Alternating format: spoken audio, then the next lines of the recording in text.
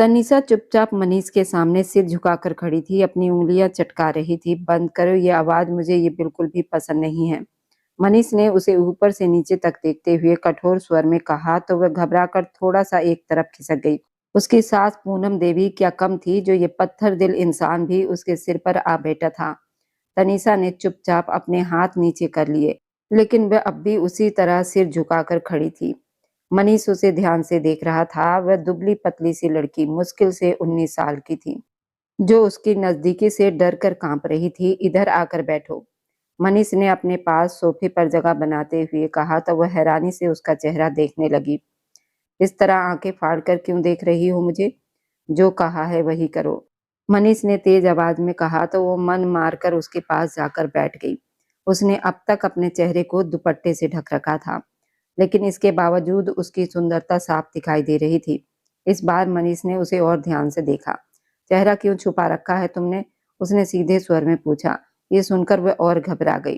ठाकुर साहब, अगर आप कहें तो मैं दुपट्टा उतार दूं, उसने धीरे से जवाब दिया, क्योंकि पिछले 15 दिनों में उसने यही सीखा था कि जब तक हवेली वालों की हर बात बिना बहस के मानेगी, तब तक उस पर सबकी कृपा बनी रहेगी। मनीष को उसके इस जवाब की उम्मीद नहीं थी। वह कुछ पल उसे देखता रहा। अच्छा, इसके अलावा तुम मेरे लिए और क्या कर सकती हो? मनीष ने पूछा। ठाकुर साहब, आप जो भी कहेंगे मैं करने के लिए तैयार हूँ। आपका हर आदेश मेरे सिर आंखों पर है। ये कहते हुए उसने सिर झुका लिया। अब उसकी आवाज में पहले जैसा डर नहीं था। वह खुद को संभाल चुकी थी, लेकिन शर्म अभी भी बार बार सामने आ रही थी। उसके पास बैठा वो बेहद आकर्षक युवक अब उसका पति था।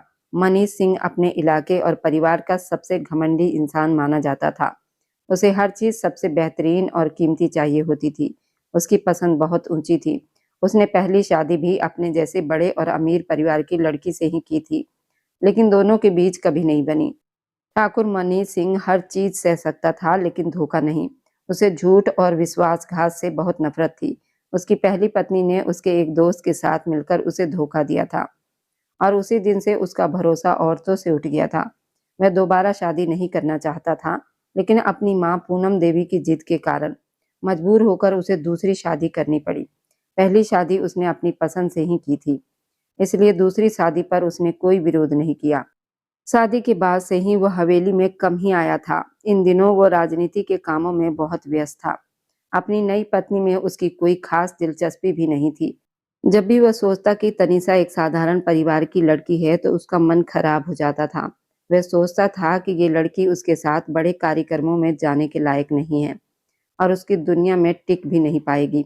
शादी को कई दिन गुजर चुके थे। आज पहली बार वह उसकी तरफ ध्यान दे रहा था। वह भी इसलिए क्योंकि जब वो कमरे में लौटा तो तनीषा पहले से वहां सफाई कर रही थी। कदमों की आहट सुनते ही उसने जल्दी से अपने चेहरे पर दुपट्टा कर लिया और सिर झुकाकर खड़ी हो गई। वह मनीष के कदमों की आवाज से ही समझ जाती थी कि वह आ गया है। मनीष अब उसे ध्यान से देख रहा था। उसका बार बार दुपट्टा ठीक करना, उसके पास आने पर घबरा जाना, शर्माना और पीछे हट जाना, ये सब उसके लिए नया था। उसने अपनी जिंदगी में ज्यादातर औरतों को बहुत खुले स्वभाव का देखा था, क्योंकि वह कई साल हवेली से बाहर भी रहा था। 10 साल उसने मुंबई में बिताए थे और 5 साल जयपुर भी रहा था। जिन औरतों के साथ उसका उठना बैठना रहा, वह सब आधुनिक सोच वाली थी। इसलिए अब वो खुद भी हैरान था क्यों तनीषा की सादगी उसे अपनी ओर खींच रही थी। वह उसे देखते हुए गहरी आवाज में बोला, तो मैडम जी, आपका कहना है कि आप मेरे लिए कुछ भी करने को तैयार हैं? उसने हल्की मुस्कान के साथ कहा तो तनीषा ने तुरंत हाँ में सिर हिला दिया। उसकी आंखें उत्साह से बड़ी हो गई और वे और भी सुंदर लगने लगी। मनीष कुछ पल उन आंखों में खो गया। उसने सोचा कि अगर ये लड़की दुपट्टे में इतनी सुंदर लग रही है तो बिना दुपट्टे के कितनी सुंदर होगी। फिर उसने कहा, यहाँ आकर मेरी गोद में बैठो। ये सुनते ही तनीषा घबराकर पीछे खसक गई। उसकी इस हरकत से मनीष का चेहरा सख्त हो गया। वह बहुत सीधा और साफ बोलने वाला इंसान था। क्या तुम्हें मेरी आवाज सुनाई नहीं दी? अभी और इसी समय आकर मेरी गोद में बैठो। तनीषा डरते हुए बोली, ठाकुर साहब, यह आप कैसी बातें कर रहे हैं? मनीष ने सख्ती से कहा, क्यों, क्या तुम्हें मेरी बात समझ में नहीं आ रही? वह और घबरा गई। उसे डर था कहीं वह गुस्से में उस पर हाथ ना उठा दे, इसलिए आंखें बंद करके हिम्मत जुटाते हुए वह धीरे से जाकर उसकी गोद में बैठ गई। उसके शरीर को हल्का सा झटका लगा। जिसे मनीष ने महसूस किया। लेकिन उसने कुछ कहा नहीं। उसके हाथ अब भी तनीषा के कमर पर थे। उसने आगे बढ़कर तनीषा के चेहरे से दुपट्टा हटा दिया और कुछ पल के लिए उसे देखता ही रह गया। उसने अपनी जिंदगी में इतनी साफ मासूम सुंदरता पहले कभी नहीं देखी थी। कुछ देर तक वो बस उसके चेहरे को देखता रहा। तनीषा बेचैनी से बोली, ठाकुर साहब, क्या अब मैं यहाँ से उठ सकती हूँ? मनीष ने धीरे स्वर में कहा, नहीं, अभी नहीं, और उसकी कमर पर अपनी पकड़ और मजबूत कर ली। तुम इतने दिनों से कहाँ छुपी हुई थी? उसने उसके बालों की एक लट उंगली में घुमाते हुए कहा और उसका चेहरा थोड़ा अपने करीब कर लिया। तनीषा ने धीरे से कहा, ठाकुर साहब, मैं तो यही थी। मनीष ने मुस्कुराकर कहा, तुम मुझसे इतना डर क्यों रही हो? मैं तुम्हें खा थोड़ी जाऊंगा। वह उसके कान के पास झुककर शरारती अंदाज में बोला तो वो फिर कांप गई। उसका डरना और शर्माना मनीष को अजीब तरह से अच्छा लग रहा था। इससे पहले कि वो और करीब आता, दरवाजे पर दस्तक हुई। तनीषा तुरंत उसकी गोद से उठकर खड़ी हो गई। ये देखकर मनीष को फिर गुस्सा आ गया। उसने इशारे से उसे दोबारा अपनी गोद में बैठने को कहा। फिर से दरवाजे पर दस्तक हुई और बाहर खड़ी नौकरानी वापस चली गई, क्योंकि उसे दोबारा से ज्यादा दरवाजा खटखटाने की इजाजत नहीं थी। मनीष फिर से तनीषा की तरफ देखने लगा, जो घबराकर फिर उंगलियां चटकाने लगी थी। मनीष ने तुरंत उसके दोनों हाथ पकड़ लिए और हल्के गुस्से में बोला, जब मैंने तुम्हें किसी चीज से मना नहीं किया तो इसका मतलब है कि तुम दोबारा वो काम नहीं करोगी। उसने जोर देकर कहा तो तनीषा ने मासूमियत से सिर हिला दिया। मनीष ने उसकी ठोड़ी पकड़कर उसका चेहरा ऊपर उठाया और धीमे स्वर में पूछा, तुम इतने दिनों से मुझसे दूर क्यों रह रही थी? तनीषा कुछ पल चुप रही, फिर बोली, मैं आपसे दूर नहीं थी, आपको ही मुझ में कोई दिलचस्पी नहीं थी। उसने नजरें झुकाकर कहा। मनीष हल्के से मुस्कुराया और बोला, अगर मुझे पता होता कि मेरी पत्नी इतनी सुंदर है तो मैं कभी उससे दूर नहीं रहता। ये कहकर उसने उसके चेहरे को हल्के से छू लिया और उसे अपनी गोद से उठाकर सोफे पर बैठाते हुए नरम आवाज में बोला, मैं नहाने जा रहा हूँ, तब तक तुम मेरे कपड़े निकालो और यहाँ से 1 इंच भी मत हिलना, वरना मैं तुमसे नाराज हो जाऊंगा। ये सुनकर तनीषा ने जल्दी से सिर हिला दिया। सुनिए, अभी मनीष बाथरूम में कदम रखने ही वाला था कि तनीषा की मीठी आवाज सुनकर वह रुक सा गया और मुस्कुराते हुए दीवार से टिक कर बोला, हाँ कहो। तनीषा हिचकिचाते हुए बोली, आप कृपया इस बात के बारे में किसी को मत बताइएगा। मनीष ने हैरानी से पूछा, किस बात के बारे में? तनीषा ने धीरे से कहा, यही कि मैं आपके पास आई थी और आपने मेरा चेहरा देख लिया है। अगर बड़ी माँ पूनम देवी को पता चल गया तो वो मुझे बहुत डांटेगी। मनीष ये सुनकर कुछ पल उसे देखता ही रहा और उसके चेहरे पर हल्की मुस्कान फैल गई। मनीष ने ये बात नोट की और अचानक अपनी माँ से पूछा। वह एक पल के लिए घबरा गई, फिर खुद को संभालते हुए बोली, उसकी तबीयत ठीक नहीं है, इसलिए वह अपने कमरे में आराम कर रही है। मनीष ने तुरंत कहा, इसका क्या मतलब है? वह अपने कमरे में आराम कर रही है? वो मेरी पत्नी है, उसे मेरे कमरे में भेजिए। अब मैं हवेली वापस आ गया हूँ तो उसे मेरे साथ ही रहना चाहिए। पहले यहाँ जो भी हुआ उसके बारे में मैं कुछ नहीं जानना चाहता। मैं नहीं जानना चाहता और ना ही मुझे कोई दिलचस्पी है, लेकिन अभी मुझे मेरी पत्नी मेरे पास चाहिए। वह साफ और कठोर अंदाज में बोला, फिर से खाने की तरफ ध्यान देने लगा। थोड़ी देर के बाद उसने सिर उठाकर नौकरानी से पूछा, क्या बड़ी मैडम ने खाना खा लिया है? नौकरानी घबराकर सरिता देवी की तरफ देखने लगी। मुझे क्यों देख रही हो? मेरे सवाल का जवाब दो, क्या तनीषा ने खाना खाया? वह हर शब्दों को धीरे धीरे बोलते हुए बोला, जी साहब जी, उन्होंने आपके आने से पहले ही खाना खा लिया था। यह सुनकर उसे थोड़ा बुरा लगा, लेकिन उसने तय किया कि वह तनीषा को अब अपने कुछ नियमों के बारे में बताएगा, जिन पर वह किसी भी हालत में समझौता नहीं कर सकता। उसी समय एक नौकर अनुमति लेकर बैठक में आ गया। साहब जी, तनीषा जी से उनके दोस्त मिलने आए हैं। मनीष के माथे पर सिकुड़न पड़ गई। कौन से दोस्त? पता नहीं साहब जी, कोई हरिंदर साहब है और खुद को असिस्टेंट कमिश्नर बता रहे हैं। ये सुनकर मनीष अजीब ढंग से मुस्कुरा दिया। वो यहाँ मिलने आया है या डराने? खैर, उसके जैसे असिस्टेंट कमिश्नर मैंने बहुत देखे हैं, जाओ उन्हें अंदर ले आओ। पहली बार पत्नी के घर से कोई आया है, उसकी इज्जत करना तो बनता ही है। वह अपनी माँ पूनम देवी को देखते हुए बोला। पूनम देवी वहां से उठकर चली गई। मनीष को पहली बार हैरानी हो रही थी, क्योंकि वही उसकी शादी करवाने पर बहुत जोर दे रही थी। ऐसा लग रहा था जैसे उन्हें तनीषा से कोई खास लगाव हो। लेकिन अब जब वो तनीषा में दिलचस्पी लेने लगा था तो उनकी नाराजगी बढ़ गई थी। हरिंदर प्रसाद सीधे चलते हुए हवेली के अंदर आया। उसकी नजर मनीष से मिली।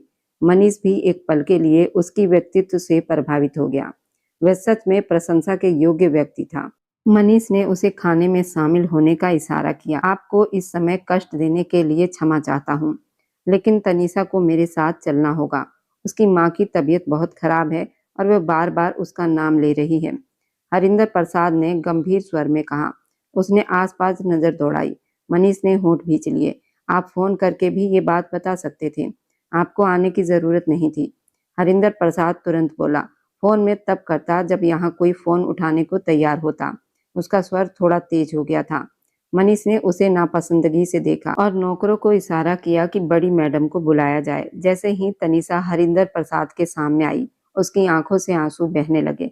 उसके गाल पर हल्का सा लाल निशान देखकर हरिंदर प्रसाद का दिल बेचैन हो गया। तुम ठीक हो?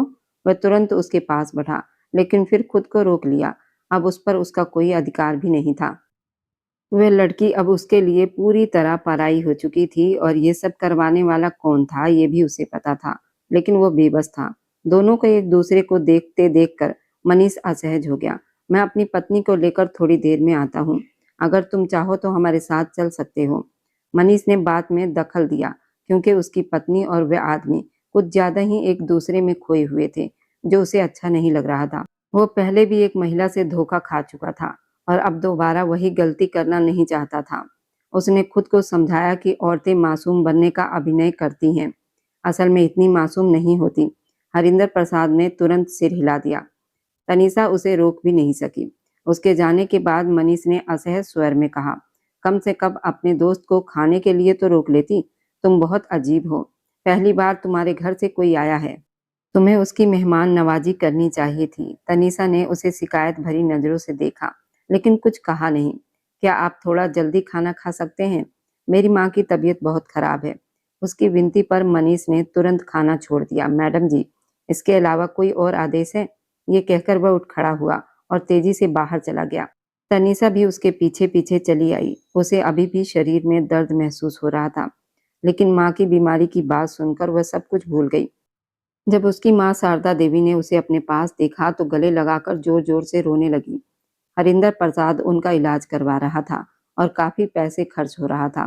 पहली बार उसने लोगों से मदद ली थी, सिर्फ इसलिए कि वह अपनी आंटी जी को ठीक कर सके, क्योंकि उसने तनीषा से वादा किया था कि उसकी माँ को कुछ नहीं होने देगा। शारदा देवी काफी देर तक उससे बातें करती रही। इस दौरान मनीष भी वहीं बैठा रहा। उसने भी शारदा देवी की हालत पूछी और आसपास के माहौल को देखता रहा। शारदा देवी ने मनीष से अनुरोध किया, वह तनीषा को एक रात उनके पास रहने दे। मनीष को कोई आपत्ति नहीं थी। उसने कंधे उचकाकर अनुमति दे दी और खुद उस छोटे से कच्चे घर से बाहर निकल आया। कमरे में सिर्फ एक धीमा चलता हुआ पंखा था। वो एसी का आदी था, इसलिए पसीने से भीग गया था। जैसे ही वो बाहर निकल रहा था, सामने से आते हरिंदर प्रसाद से टकराते टकराते बचा। हरिंदर प्रसाद ने उसे गुस्से से देखा। मनीष को ये बिल्कुल पसंद नहीं आया। मुझे ये सब पसंद नहीं है। तुम्हारा सम्मान सिर्फ इसलिए कर रहा हूँ क्योंकि तुम मेरी पत्नी के दोस्त हो। अगर दूसरा मुझे इस तरह घूरता तो अच्छा नहीं होता, मनीष ने सख्त स्वर में कहा। हरिंदर प्रसाद हंसते हुए बोला, अरे ठाकुर साहब, मैं तो डर ही गया। जो आप मेरी दोस्त के साथ कर रहे हैं, उसके बाद आपको मुझसे इस तरह बात करने का अधिकार नहीं है। बहुत जल्द सबका हिसाब बराबर करूंगा। अगर मैंने आपको आपके किए की सजा नहीं दी तो मेरा नाम भी हरिंदर प्रसाद नहीं। मनीष मुस्कुराया और बोला, जोश तो बहुत है तुम में, लेकिन गलत जगह चुनौती दे रहे हो। ये कहकर उसने उसके कंधे पर हाथ रखा और आगे बढ़ गया। वह छोटे लोगों से बहस में समय खराब नहीं करना चाहता था। जब वो हवेली लौटा, पूनम देवी बेचैनी से इधर उधर घूम रही थी। क्या हुआ आपको? इतनी परेशान क्यों है? तुम उस लड़की को कहाँ लेकर गए थे? वह अपनी माँ के घर गई है। उसकी माँ बीमार थी, मनीष ने लापरवाही से कहा। किसकी अनुमति से तुम उसे लेकर गए? क्या हो गया माँ? कौन सी बड़ी समस्या हो गई? या तो आपको उस लड़की से बहुत लगाव है, या इतनी नफरत की उसे उसके घर वालों से दूर रखना चाहती हैं। आप ही बताइए, इसमें से क्या सच है? वह उनकी आंखों में आंखें देखकर बोला। पूनम देवी चुप रह गई। तुम तो उस लड़की में कोई दिलचस्पी नहीं लेते थे, अब अचानक क्या हो गया? मनीष मुस्कुराया और बोला, पहले मुझे सच में उसमें कोई दिलचस्पी नहीं थी, लेकिन अब वो मुझे बहुत अच्छी लगने लगी है। आपने ही तो कहा था कि शादी दो दिलों में प्रेम पैदा कर देती है। शायद ये शादी का असर है। खैर, मैं बहुत थक गया हूँ, अपने कमरे में आराम करने जा रहा हूँ। आप भी आराम कर लीजिए और मेरी पत्नी को परेशान करना छोड़ दीजिए। रात को मनीष बिस्तर पर करवटें बदल रहा था। उसके मन में बार-बार तनीषा की मासूम बातें घूम रही थी। वह उठकर बैठ गया और माथा पकड़ लिया। मुझे क्या हो रहा है? मैं क्यों उस लड़की के बारे में लगातार सोच रहा हूँ? ऐसा तो मैंने कभी नंदिनी के लिए भी महसूस नहीं किया था। एक पल को उसके मन में नंदिनी का चेहरा आया, लेकिन उसकी हरकत याद करते ही उसने वो ख्याल झटक दिया। अगले सुबह जब तक तनीषा वापस आई, मनीष हवेली में नहीं था। वह एक जरूरी बैठक के लिए बाहर गया था। पूनम देवी को फिर मौका मिल गया था और उस दिन भी तनीषा की चीखें हवेली में गूंज उठी। दूसरी तरफ हरिंदर प्रसाद की इन दिनों ग्वालियर में पोस्टिंग हो गई थी। उसे पता था कि ये सब किसने करवाया है, लेकिन वह हार मानने वालों में से नहीं था। उधर तनीषा फिर से पूनम देवी के रहम पर थी और वह दिन रात उसका जीना मुश्किल करके रखती थी। मनीष चुनाव के काम में व्यस्त था। कई दिनों के बाद एक रात हवेली लौटा और सीधे अपने कमरे में चला गया। तनीषा कमरे की सफाई करते करते बिस्तर पर ही सो गई थी। मनीष ने जब उसे अपने बिस्तर पर सोते हुए देखा तो उसके दिल को अजीब सा सुकून मिल गया। प्यारी लड़की, तुम सोच भी नहीं सकती हो कि मैंने तुम्हें कितना मिस किया है। वह उसके पास बैठा और उसके चेहरे पर आई लट को कान के पीछे कर दिया। उसी समय तनीषा की आंखें खुल गई। वह घबरा गई और रोने लगी। कृपया मुझे मत मारिए, मैंने कुछ नहीं किया, मैंने कोई चीज नहीं तोड़ी, वह रोते हुए बोली। मनीष का दिल जोर से धड़कने लगा। उसने तनीषा को कभी इस तरह रोते हुए नहीं देखा था। ध्यान से देखने पर उसे उसके गाल पर थप्पड़ का निशान दिखा। तुम पर किसने हाथ उठाया? उसने कठोर आवाज में पूछा। तनीषा चुप रही। मनीष की आवाज और तेज हो गई। मैं पूछ रहा हूँ, तुम पर किसने हाथ उठाया? तभी उसकी नजर तनीषा के कंधे पर गई, जहां कपड़ा थोड़ा हटाया गया था। पूरे शरीर पर चोट के निशान थे। ये देखकर वह तुरंत कमरे से बाहर निकल गया। कुछ ही पलों में पूनम देवी बैठक में खड़ी थी, गुस्से से उसे देख रही थी। क्या आपने मेरी पत्नी के साथ ये सब किया है? मनीष ने अविश्वास से पूछा। पूनम देवी ने गुस्से से सिर झटका और बोली, ये नाटक बंद करो। तुम उसके पास जाते हो, अपना मतलब पूरा करते हो और फिर हफ्तों के लिए गायब हो जाते हो। फिर वापस आकर ऐसे दिखाते हो जैसे तुम्हें उससे बहुत प्रेम है। मैं उस लड़की को इस हवेली में इसलिए लाई हूँ ताकि तुम जब चाहो अपना शौक पूरा कर सको और मैं उससे अपना बदला ले सकूं। मनीष ये सुनकर स्तब्ध रह गया। मैडम जी को पता चल गया तो वो बहुत गुस्सा करेंगी। ये कहते कहते उसके आंखों में आंसू आ गए। मनीष एकदम चौंक गया। मैडम जी से तुम्हारा क्या मतलब है? क्या तुम मेरी पहली पत्नी की बात कर रही हो? ये सुनकर तनीषा का चेहरा पीला पड़ गया और वह डर से वहीं खड़ी रह गई। तनीषा डर के मारे गर्दन तक ना हिला पा रही थी। मुझे मेरे सवाल का जवाब दो, मनीष जिद करते हुए बोला। तो वह चुपचाप हाँ में सिर हिलाने लगी। मनीष ने अपने होंठ भींच लिए। कपड़े निकालने की जरूरत नहीं है, तुम यहाँ से जा सकती हो, उसने साफ और सख्त आवाज में कहा। तो मनीष का दिल जोर से धड़कने लगा। उसे साफ महसूस हो रहा था कि कुछ गलत होने वाला है। उसे लग रहा था कि अब मनीष जाकर मैडम जी से शिकायत कर देगा। वह छोटे बच्चे की तरह फूट फूट कर रोने लगी और मनीष के पैरों में गिर गई। प्लीज, आप उन्हें कुछ मत बताइएगा। मैं सच में माफी चाहती हूँ। मैं वादा करती हूँ दोबारा आपके कमरे में कदम भी नहीं रखूंगी। आप प्लीज मुझे माफ कर दीजिए। मनीष घबरा गया। तुम पागल तो नहीं हो गई हो? ये क्या कर रही हो? अभी इसी वक्त मेरे पैरों से उठो, उसने डांटते हुए कहा। तो वह चुपचाप उठकर खड़ी हो गई। मैं किसी को कुछ नहीं बताने वाला, ये कहकर उसने प्यार से तनीषा के गाल पर हल्का सा थपथपाया। वह अभी भी उसे शक भरी नजरों से देख रही थी। क्या तुम्हें अपने पति पर भरोसा नहीं है? तनीषा ने तुरंत नाम में सिर हिला दिया। मनीष ने गहरी सांस ली और बोला, अरे वाह, अब ऐसा समय आ गया है कि पत्नी को अपने पति पर भरोसा नहीं है। तभी दरवाजे पर फिर से दस्तक हुई। इस बार नौकरानी ने हिम्मत करके कहा, साहब जी, बड़ी मालकिन तनीषा को अपने कमरे में बुला रही हैं। नौकरानी ने जब तनीषा का नाम लिया तो उसके स्वर में नफरत साफ महसूस हो रही थी। ये सुनकर मनीष के शरीर में गुस्से की लहर दौड़ गई। वह आगे बढ़ा और दरवाजा खोलकर नौकरानी की आंखों में देखते हुए सख्त आवाज में बोला, मैं तुम्हारा साहब हूँ और ये तुम्हारी मालकिन है। उसने तनीषा की तरफ इशारा किया, जो बड़े से दुपट्टे में खुद को छुपाए डर से कांप रही थी। उसे अपना अंजाम साफ दिखाई दे रहा था। वह जानती थी कि अगर बड़ी मालकिन को पता चल गया कि वह उनके बेटे के कमरे में गई थी और उसने अपना चेहरा भी उसे दिखाया है तो वह उसे फिर मारेगी। उसकी कमर में अभी भी कल की मार की वजह से दर्द हो रहा था। इसी वजह से जब मनीष ने उसकी कमर पकड़ी तो वह दर्द से रो पड़ी थी। मनीष को लगा कि वह उसकी नजदीकी से घबरा रही है। नौकरानी चुप हो गई, लेकिन उसने तनीषा को घूरना नहीं छोड़ा। सॉरी साहब जी, गलती हो गई, आगे से ऐसा मौका नहीं दूंगी। नौकरानी ने तुरंत माफी मांग ली। मनीष ने तनीषा को कमरे से जाने का इशारा किया तो वह जल्दी से कमरे से बाहर निकल गई। मनीष नहाने के लिए चला गया, लेकिन उसके चेहरे पर सोच की लकीरें साफ दिखाई दे रही थी। दूसरी तरफ बड़ी मालकिन पूनम देवी ने तनीषा के बाल पकड़ रखे थे। बेशरम लड़की, मैंने तुझे क्या कहा था, मेरे बेटे से दूर रहना। तेरी इतनी औकात नहीं कि मेरा बेटा तेरी तरफ देखे। बड़ी मालकिन, मुझे माफ कर दीजिए, मेरी कोई गलती नहीं है। मैं तो बस उनके कमरे की सफाई करने गई थी। वह अचानक वहां आ गए थे। अगर वह आ गया था तो तेरा काम था कि तुरंत बाहर निकल जाती, लेकिन तू तो वहीं रुक गई ताकि उसे अपनी अदाएं दिखा सके। मेरी एक बात कान खोलकर सुन ले, तेरे जैसे गरीब लड़की इस हवेली में सिर्फ नौकरानी बनकर रह सकती है। अगर तेरे मन में ये ख्याल है कि मेरा बेटा तेरी सुंदरता से प्रभावित होकर तुझे अपनी पत्नी का असली दर्जा देगा और इस गांव की मालकिन बनाएगा, तो ये तेरी सबसे बड़ी गलतफहमी है। अगर वह गलती से तेरे पास भी आ जाए तो उसे सिर्फ तेरे शरीर से मतलब होगा। तेरी इससे ज्यादा कोई कीमत ही नहीं है। ये कहकर उन्होंने उसे जोर से धक्का दिया। तनीषा की आंखों से लगातार आंसू बह रहे थे। उनके शब्द उसके दिल को चीर रहे थे।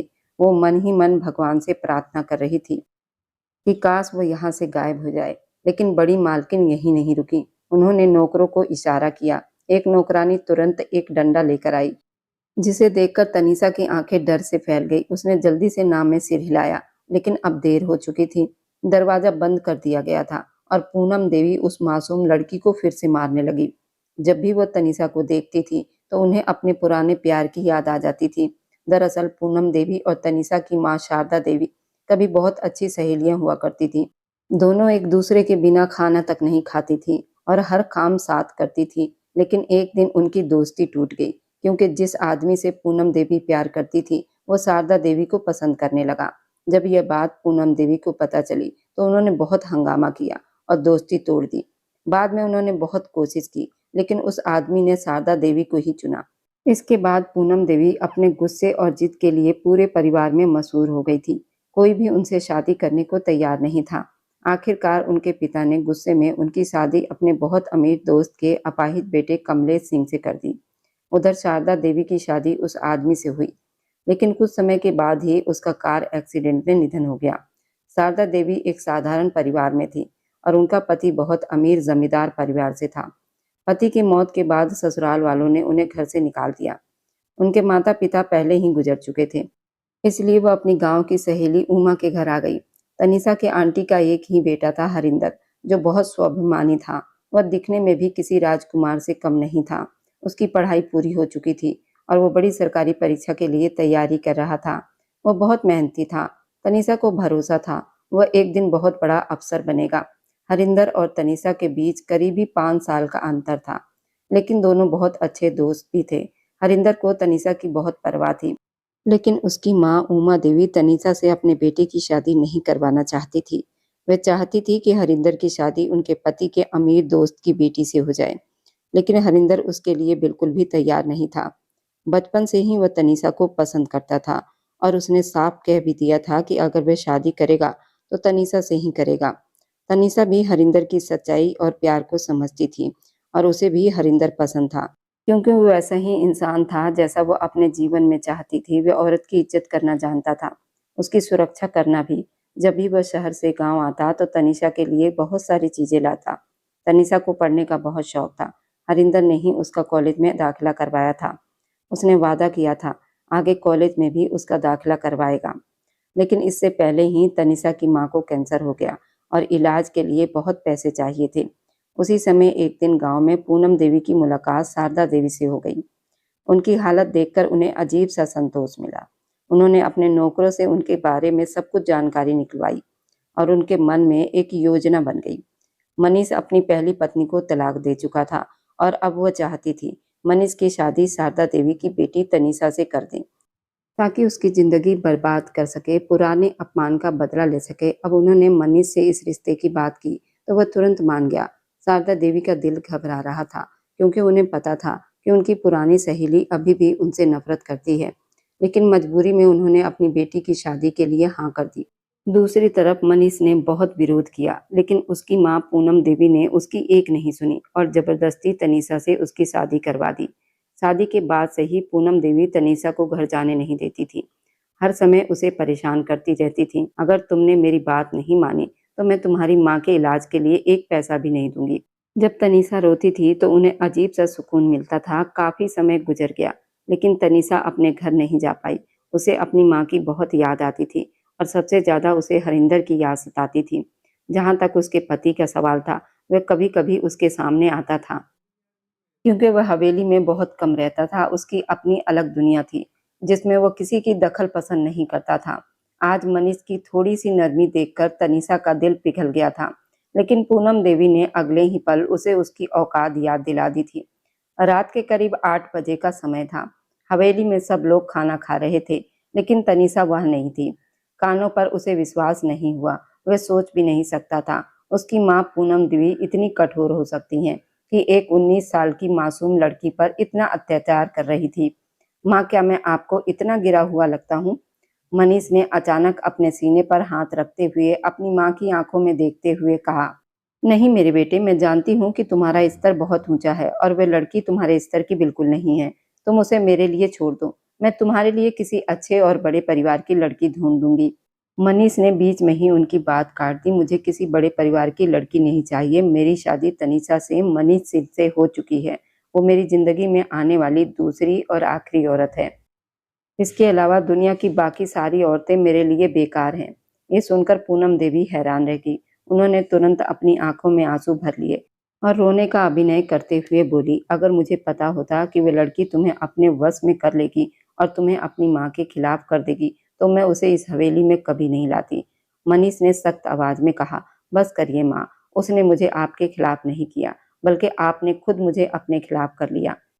अभी जो कुछ आपने कहा है वह मैं कभी नहीं भूलूंगा। जहां तक मेरी पत्नी का सवाल है, अब मैं उसे यहाँ नहीं छोड़ सकता। वो मेरे साथ शहर जाएगी और जिस दिन आपको अपनी गलती का एहसास होगा, उस दिन मैं उसे लेकर वापस आ जाऊंगा। पूनम देवी ने उसे गुस्से से देखा और बोली, तुम गलत कर रहे हो। तुम अपनी माँ से ज्यादा महत्व उस लड़की को दे रहे हो, जिसकी माँ ने तुम्हारी माँ की जिंदगी खराब कर दी थी। मनीष ने गहरी सांस ली और बोला, माँ, जिस बात की आप चर्चा कर रही हैं वो मैं अच्छी तरह जानता हूँ। अगर सच देखा जाए तो आप दुनिया की सबसे भाग्यशाली औरत हैं, जिन्हें मेरे पिता कमलेश सिंह जैसा इंसान मिला था, लेकिन आप उसकी कद्र नहीं कर सकी। ये कहकर वह रुका नहीं, बल्कि तेज कदमों से बाहर की तरफ चला गया। उसका दिल तेजी से धड़क रहा था, लेकिन वह कमजोर नहीं पड़ना चाहता था। उसने तनीषा से सामान बांधने को कहा तो वो दर्द से कराहते हुए उठने लगी, लेकिन पैरों में पड़े घाव के कारण फिर जमीन पर गिर गई। मनीष तुरंत उसके पास गया और उसे अपने बाहों में उठा लिया। हम वहां जाकर नए कपड़े खरीद लेंगे, वैसे भी यहाँ तुम्हारे पास पहनने के लिए कुछ अच्छा नहीं है। मनीष उसे शहर अपने फार्म हाउस लाया। उसने बहुत सावधानी से तनीषा को बिस्तर पर लिटाया और उसके घाव पर दवा लगाने लगा। मुझे सच में बहुत दुख है, ये सब मेरी वजह से हुआ है, तनीषा कांपती आवाज में बोली। मनीष ने उसके होठों पर उंगली रख दी और कहा, तुमने कुछ नहीं किया, इसमें तुम्हारी कोई गलती नहीं है। तनीषा ने धीरे से कहा, मेरी वजह से आप अपनी माँ से दूर हो गए। मनीष हल्के से मुस्कुराया और बोला, चिंता मत करो, बहुत जल्द हम उनसे फिर मिलेंगे। मैं जानता हूँ मेरी माँ मुझसे ज्यादा समय तक नाराज नहीं रह सकती, लेकिन इस बार जो उन्होंने किया वो बिल्कुल गलत था। अगर मैं उनका साथ देता तो तुम्हारी जिंदगी और मुश्किल हो जाती। तनीषा ने झिझकते हुए पूछा, आप मुझे अपनी माँ से ज्यादा महत्व क्यों दे रहे हैं? मैं तो वैसी लड़की भी नहीं हूँ जैसी आपको चाहिए। मैं तो अनपढ़ और साधारण लड़की हूँ। मनीष ने उसका चेहरा अपने हाथों में लेकर मुस्कुराते हुए कहा, तुम्हें किसने कहा कि मुझे पढ़ी लिखी लड़की चाहिए? मुझे सिर्फ एक वफादार पत्नी चाहिए और तुम उस कसौटी पर पूरी उतर रही हो। असल में जिस नौकरानी को उसने तनीषा के साथ उसके घर भेजा था, उसने बाद में आकर सब कुछ बताया था कि उस रात जब हरिंदर प्रसाद तनीषा से बात करने आया तो तनीषा ने साफ शब्दों में कहा था, मैं अब शादीशुदा हूँ और रात के समय किसी दूसरे पुरुष से अकेले बात करना मुझे सही नहीं लगता। इतना ही नहीं, बल्कि तनीषा ने हरिंदर प्रसाद को यह भी साफ बता दिया था कि वह अपने पति के साथ बहुत खुश है। जब ये बात बाद में मनीष को पता चली तो उसके दिल में तनीषा के लिए सम्मान और बढ़ गया। जहां तक हरिंदर प्रसाद का सवाल था, तो उससे बदतमीजी का जवाब देने के लिए मनीष ने उसकी पोस्टिंग दूर के पहाड़ी इलाके में करवा दी थी। तनीषा की मां शारदा देवी के कैंसर के बारे में पता चलने के बाद मनीष ने उनका पूरा इलाज अपने पैसे से करवाया। अब शारदा देवी का इलाज एक निजी अस्पताल में चल रहा था और धीरे धीरे वह ठीक भी होने लगी थी। शारदा देवी के दिल में जो चिंता थी वह भी खत्म हो गई, क्योंकि उन्होंने मनीष की आंखों में अपनी बेटी के लिए सच्चा प्यार देख लिया था। दूसरी तरफ तनीषा भी मनीष के प्यार भरी नजरों को महसूस करके बेचैन हो जाती थी। एक दिन मनीष ने उसकी कमर पर हाथ रखकर उसे अपने करीब खींचना चाहा तो वह दर्द से करा उठी।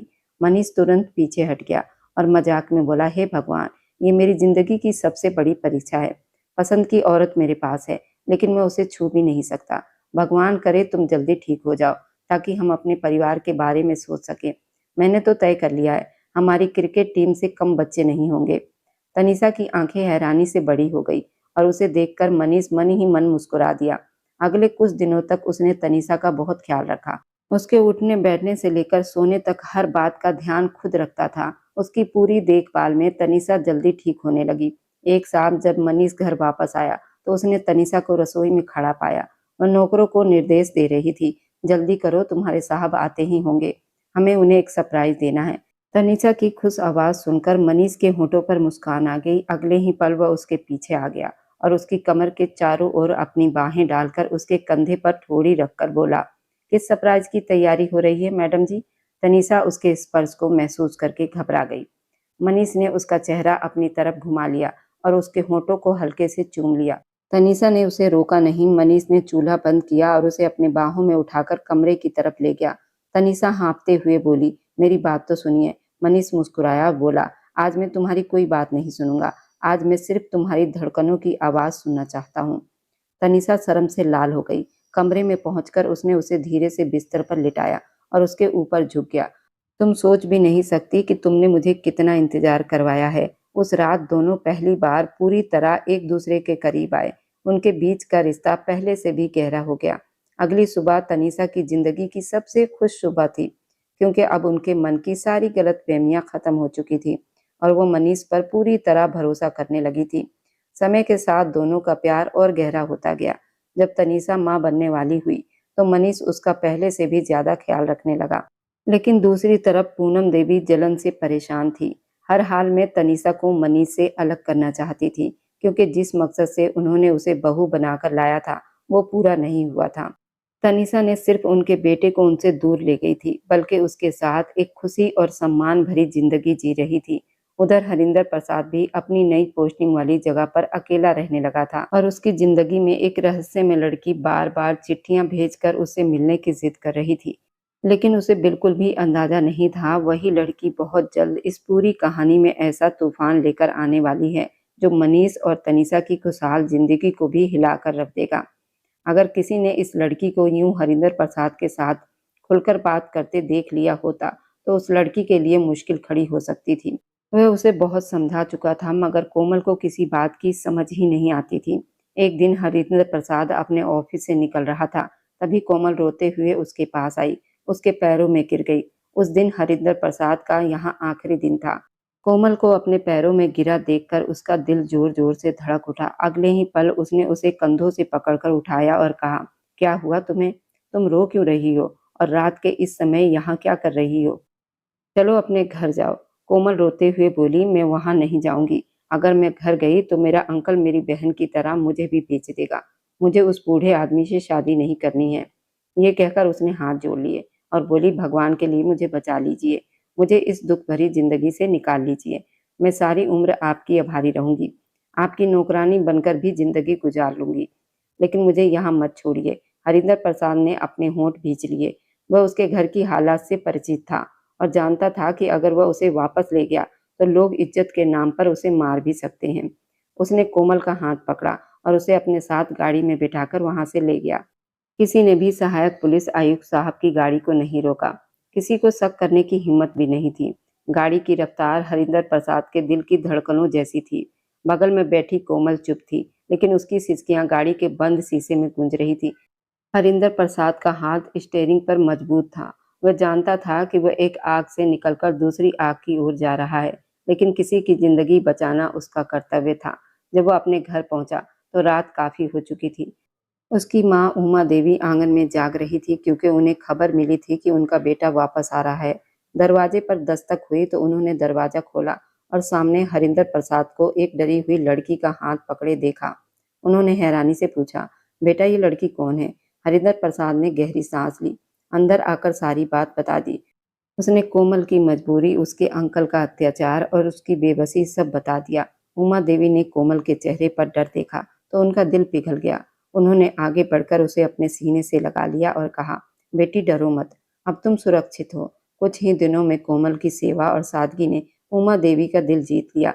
एक शाम उन्होंने हरिंदर प्रसाद को बुलाकर कहा, बेटा तुम्हारी पुरानी दोस्त तनीषा अब तुम्हारी किस्मत में नहीं है, उसे मनीष सिंह जैसा अच्छा जीवन साथी मिल गया है, लेकिन इस लड़की को तुम्हारी बहुत जरूरत है।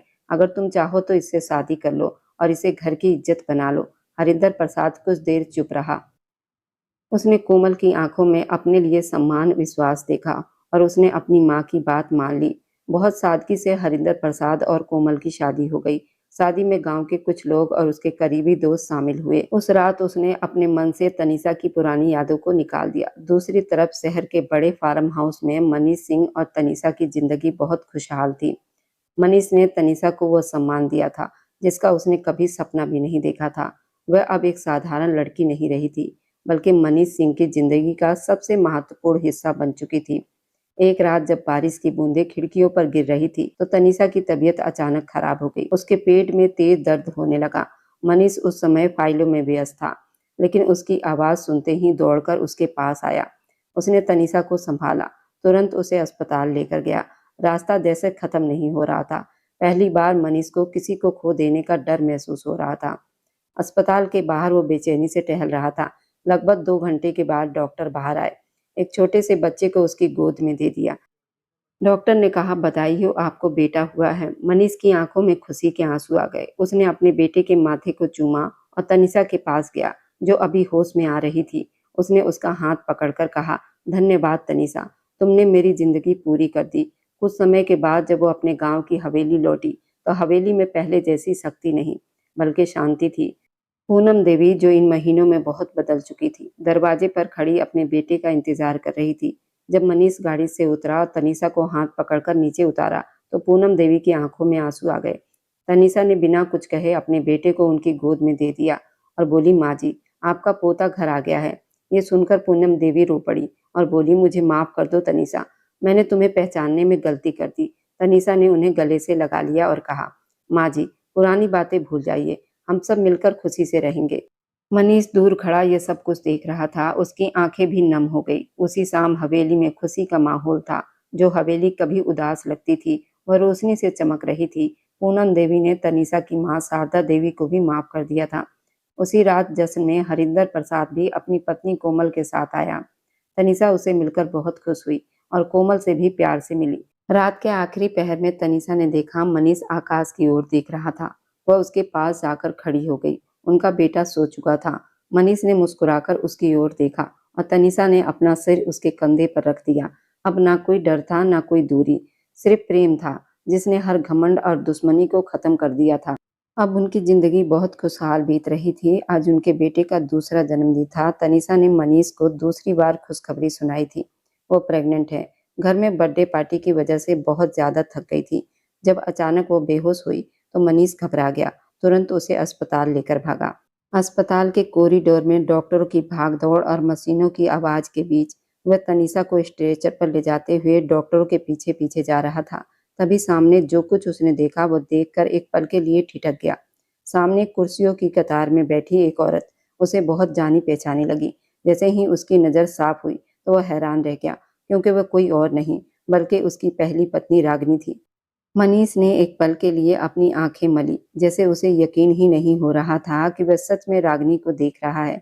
उसके पास एक बहुत बूढ़ा आदमी ऑक्सीजन मास्क लगाए स्ट्रेचर पर लेटा हुआ था, जिसे अभी अभी आईसीयू में ले जाया गया था। आसपास खड़े लोग उसे किसी बड़े पॉलिटिशियन कहकर संबोधित कर रहे थे।